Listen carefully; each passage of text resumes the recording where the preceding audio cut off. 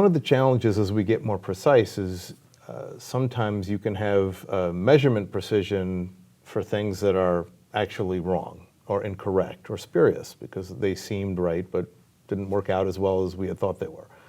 So I wanted to know from you, how could we use theory to sort of help us from going down those rabbit holes? That's a very good question, dealing with the interactions between theory and method. Mm-hmm. So theory informs methods, and actually methods also informs theory. Oh, yeah. Based on the nature of your constructs, for example, which is part of your theory, then you would have to measure them in a certain way. That's an example of theory influencing your method. And you have new methods that allow you to ask new questions and build new theory. An example of that is multi-level modeling that allows us to think about, for example, if you think of an employee in an organization, what are the upward influences of the employee on his or her team? What are the downward influences of the team on the employee or organization culture on the employee? If you do not have a multi-level modeling methodology framework, you will not even ask those kinds of questions. Right. You will only ask the questions that are directly relevant to theory building if you have the method. So I think they go hand in hand.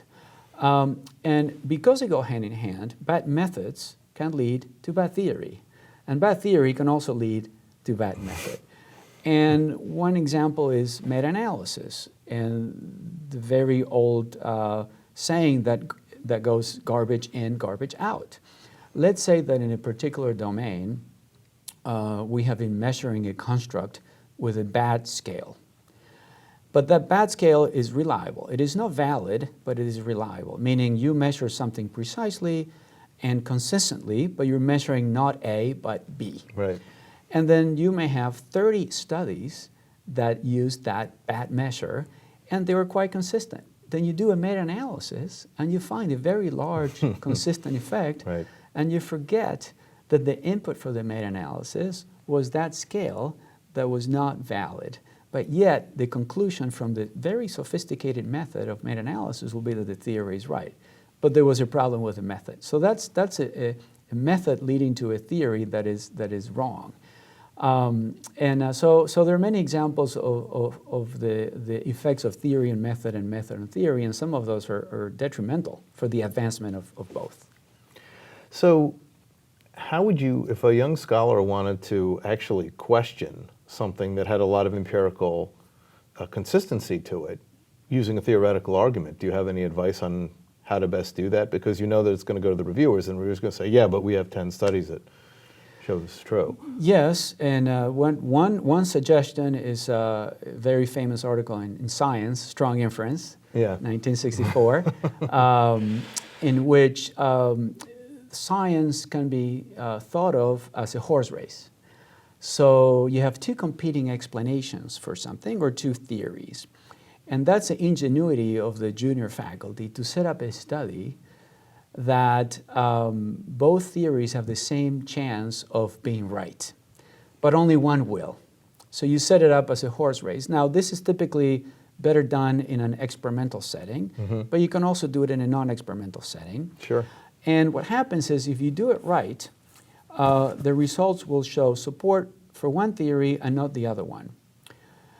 So one theory will lose, and the other one will win, but the researcher will always win because the researcher will have something interesting to say.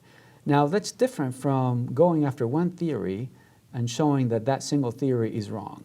It's going to be a lot harder to publish a paper like that. Now, in a pre-registered report format, you might be able to do it, but not in a traditional way where you lay out your intro, your method results, and then you show that the theory doesn't work or the effect sizes are closest to zero. It's going to be very hard to publish. But setting it up as a strong inference study, you can certainly do that. Yeah, that makes a ton of sense, right? Because then you really do have to be precise about your arguments.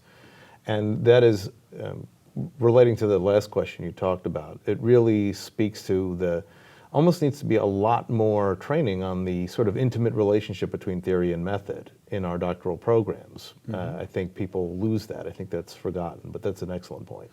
Yeah, I mean, related to the point, Bo Vandenberg and I wrote a paper in the annual review of organizational psychology and organizational behavior titled "An ounce of prevention is worth a pound of cure," which is something that Benjamin Franklin said. Yeah. And what do we mean by that? We mean put a lot of time and effort into thinking about your theory and your research design. The vast majority of papers that are rejected from journals are not rejected because of data analytic issues. The reviewer might ask that you do a different kind of analysis, but if the measures are bad, the theory is wrong, and the design is inappropriate, you have a fatal flaw that cannot be fixed. So the advice is put a lot of time and thought and energy in the stages prior to data collection. After you collect your data, it is often too late.